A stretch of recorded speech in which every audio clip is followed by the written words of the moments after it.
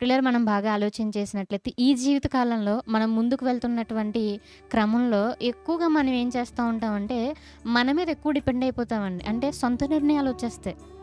వాక్యం దగ్గరెళ్లి తండ్రి ఇది పరిస్థితి, ఇక్కడ ఏ డెసిషన్ తీసుకోవాలి అనేది చాలా తక్కువ.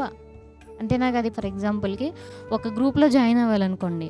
ఏదైనా కాలేజ్‌లో ఒక గ్రూప్‌లో జాయిన్ అవ్వాలంటే గనుక ఎవరినడుగుతారు వెళ్లి? జనరల్‌గా ఆలోచించేయండి. అంతకుముందు మంచి జాబ్ తెచ్చుకున్న వాళ్ళని, మంచి ర్యాంక్ తెచ్చుకున్న వాళ్ళని, లేదంటే లైఫ్‌లో మంచిగా సెటిల్ అయిన వాళ్ళ దగ్గరికి వెళ్లి, "ఇదిగో నా ర్యాంక్ ఇది. నాకు ఇంట్రెస్ట్ వీటి మీద ఉంది. నేను ఏ గ్రూప్ తీసుకుంటే బావుంటది చెప్పు" అని అడుగుతారు. అవునా కదా?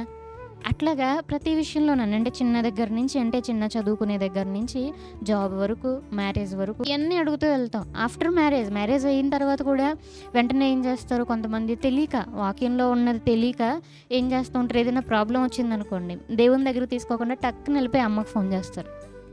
అబ్బాయిలైనా, అమ్మాయిలైనా ఎవరైనా కానీ. అత్తకి ఫోన్ చేస్తారు. లేదంటే డ్యాడీకి ఫోన్ చేస్తారు, ఆళ్ళకి ఫోన్ చేస్తారు. "ఇదిగో ఇట్లా జరుగుతుంది తెలుసా?